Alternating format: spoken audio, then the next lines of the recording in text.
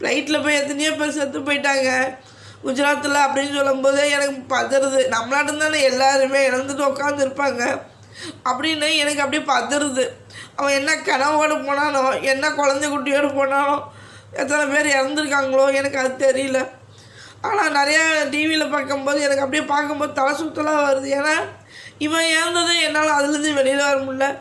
அதை பார்த்தா எனக்கு அதுக்கு மேலே தலை சுற்றுது. எனக்கு பாவம் தானே, அவங்களும் ரொம்ப கஷ்டப்பட்டுருப்பாங்களே. நம்ம தமிழ்நாட்டு மக்கள் அதில் இருக்காங்க. இதில் ரொம்ப கஷ்டங்க, பாவங்க. இவ்வளோ இழப்பு எதுக்கு தான் இந்த 25 பிறந்ததுன்னு தெரியலிங்க. 25 பிறந்தது என் பையன் செத்தான். அடுக்க சாவுதாங்க. நல்ல செய்தி இதில் கிடையவே கிடையாதுங்க. என்னங்க பாவம் செஞ்சேன், என் பையன் போய் சேர்ந்துட்டாங்க. தங்கமான பையன் என்கிட்ட இல்லைங்க. நான் வருத்தப்பட்டுட்டு இருக்கிறேன். ஒரு வேளை தாங்க சாப்பிட்றேன்.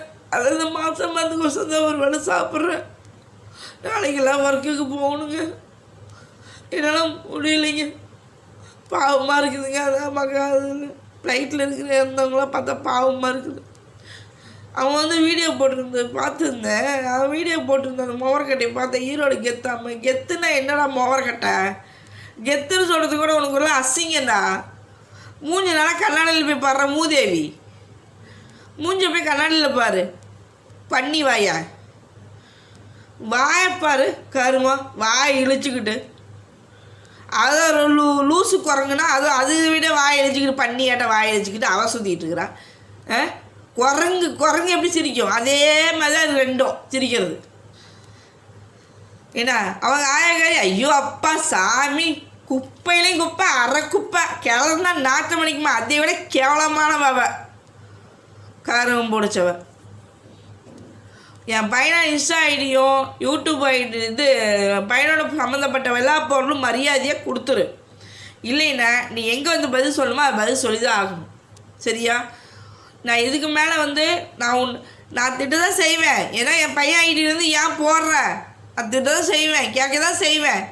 எனக்குன்னு இருக்குது அது ஒன்று தான். என் பையன் ஞாபகமா என்னோடது இது வேணும் எனக்கு. சரியா?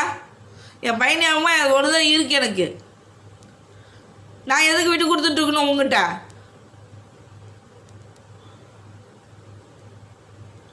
உனக்கோசரம் பொருளெல்லாம் வைக்க வாங்க மாலில் கடை வைக்கிறேன் மயிர் வைக்கிறேன்னு சொல்லி பணம் வாங்கினீ. அதுக்கெல்லாம் என்னங்க எவன் கட்டுவான்? உங்கள் அப்பனா கட்டுவான்? இருக்கிறவங்களாம் எனக்கு கடனை கட்டிக்கிட்டு நான் உட்காந்துட்டு இருக்க முடியுமா? நானே சோத்து சிங்கி அடிக்கிட்டு இருக்கிறேன். பிச்செல்லாம் எடுக்க போகணும்.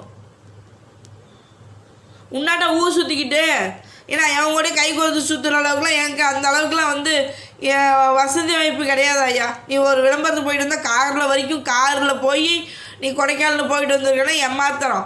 உனக்கு தான்